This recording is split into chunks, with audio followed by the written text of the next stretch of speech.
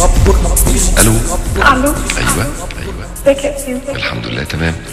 اتعرف بيكي؟ مش لازم اسمي، بس ممكن اقول لك قول الحزينه، قول المخدوعه، قول المظلومه، اختار اي اسم من ده وقولي. الله الله الله الله، كل ده قول اللي انت عاوز تزود عليه كمان. طب قولي لي ايه الحكايه؟ الحكايه ان انا حبيت واحد جدا، وانا كان مكتوب كتابي. يعني حبيتيه وانتي مكتوب كتابك ولا حبيتيه قبل ما يتكتب كتابك؟ عارفاه، كنت عارفاه قبليها واتكتب كتابي غصبا عني في البيت لان كانت ظروفي الماديه ما تسمحش. ظروفه هو الماديه ما تسمحش. ظروفه هو الماديه ما تسمحش. الظروف الماديه في الفتره اللي انا كتبت فيها كتابي ما كانتش تسمح، ولانه كان طالب. لغايه ما بقيتش قادره ان انا استحمل الوضع اللي انا فيه، ان انا مش قادره ان انا اسيبه او مش قادره ان انا اكون لحد تاني غيره. قلت خلاص انا استخرت ربنا فعلا ونهيت موضوعي الاسبوع اللي فات، وعلى اساس ان هو كان عارف، على اساس ان احنا خلاص ان انا خلص موضوعي ان هو يجي يتقدم وانا مش مقتنعه بالنسبه. معلش واحده عشان ايه ابقى فاهم.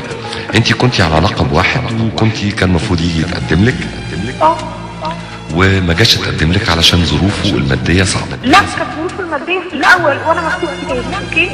لا معلش مش فاهم. يعني ظروفه ممكن ان هو يقدر يخش بيه. معايا؟ بس انت ما كانش مكتوب كتابك لسه. لا كان مكتوب كتابي. يعني انت عرفتيه وانت مكتوب كتابك؟ لا يا أسامة، انا عارفاه قبل كده فعلا. وفضلنا كنا بنحب بعض.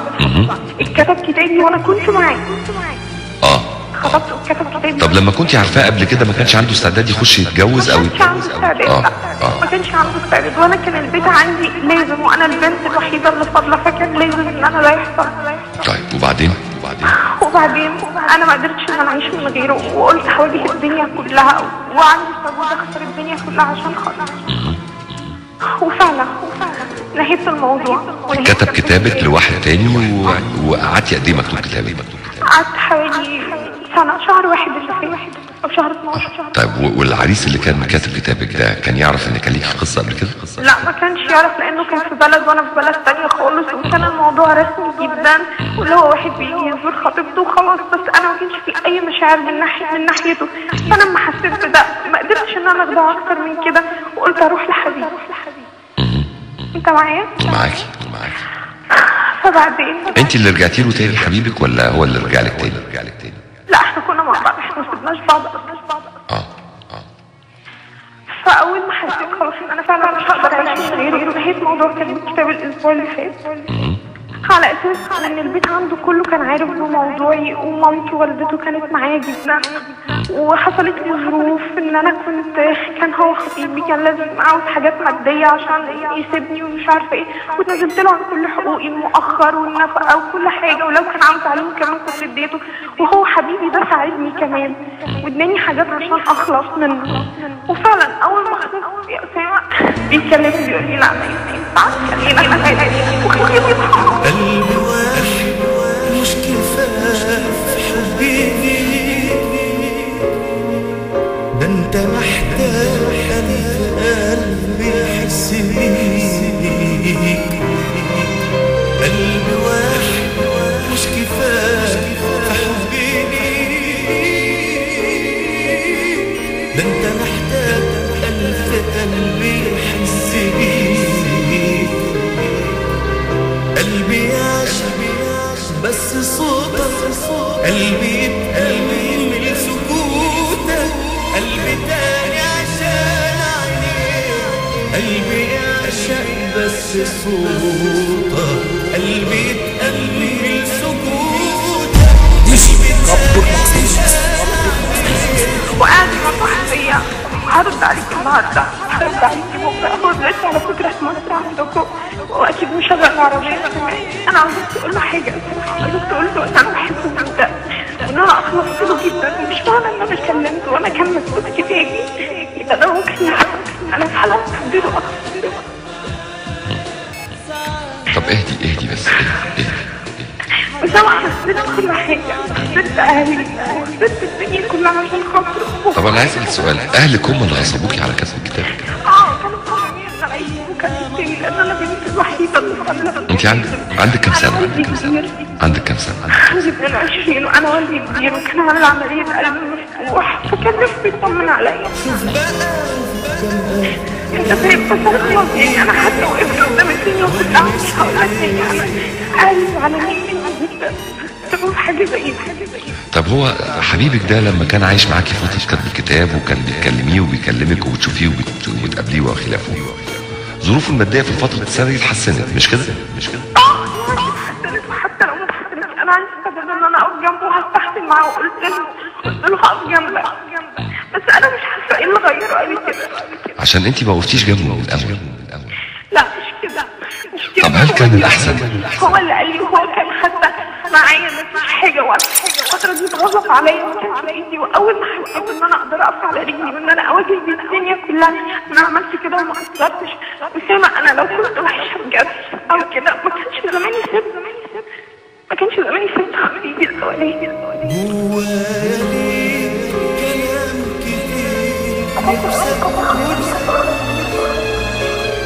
ده انت عندي حلم. طب ايه اللي فرق وخلاكي تحسي انك جه الوقت انك تقدري تعتمدي على نفسك وتقفي قدام الدنيا كلها عن سنه؟ مش حسيت ان انا مش هقدر استغنى عنه بجد. يعني الاول كنت حاسه كان عندك استعداد تستغني عنه دلوقتي لا؟ لا اصل الاول يمكن فعلا كل ما كان كلامه بيعدي عليها بحس ان هو حاجه كبيره قوي بالنسبه لي.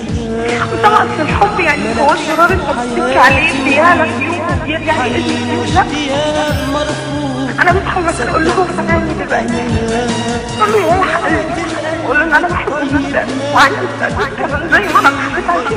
طب هو قال لك مش هينفع ليه؟ للاسف مش قادر يعني مش عارف يقتنع بحاجه انا مش عارفه اقتنع منه بحاجه. يقول لي طب هرد عليكي النهارده طب هرد عليكي بكره طب سيبني يفكر في ايه بعد قصه الحب دي كلها؟ معرفش. لو الايام تاخدني من مكاني لحد عندك والمسك واخدك في حضني. لو الايام تاخدني من مكاني لحد عندك والمسك واخدك في حضني وانسى كل الدنيا بعدك مش كتير. هو بجد بعرف كلامي خسرت الدنيا كلها عشان انا مش قادره اتخيل ان هو يضحي بيا بالطفوله دي اصلا.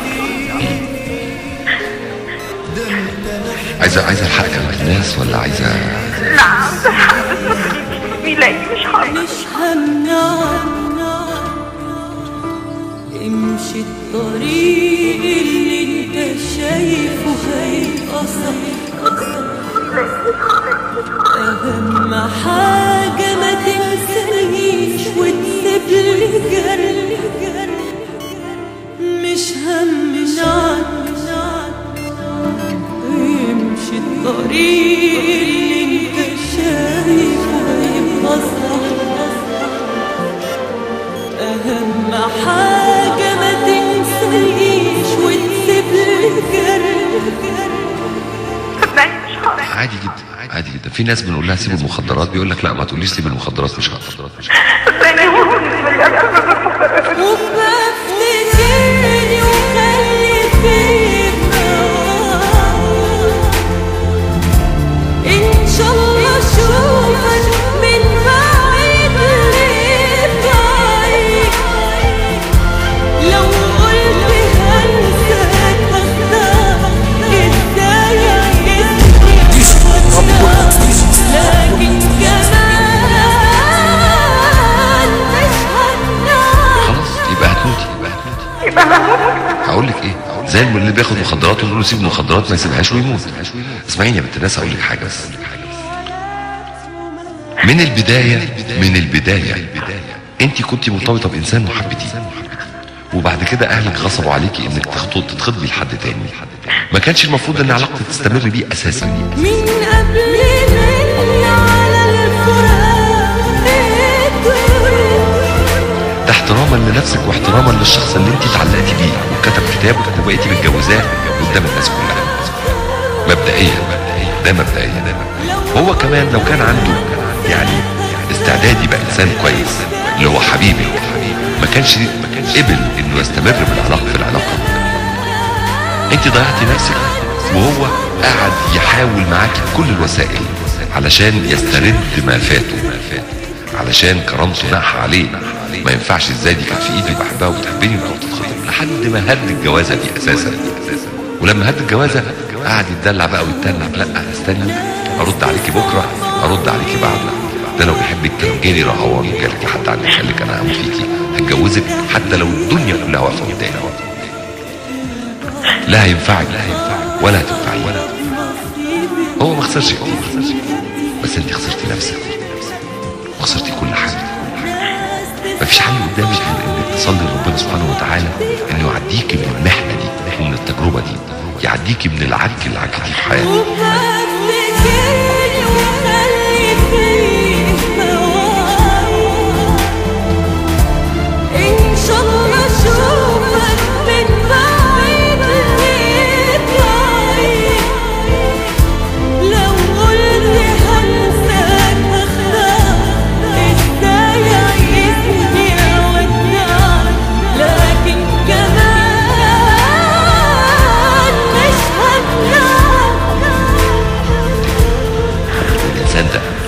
يا يجيلك لحد عندك ويتجوزك يا ما يلزمكيش، وكفاكي بهدله في نفسك وبهدله في ولاد الناس. مش ذنب. انا بقولها لك عشان ابقى خلصنا، كفاكي بقى كفاكي.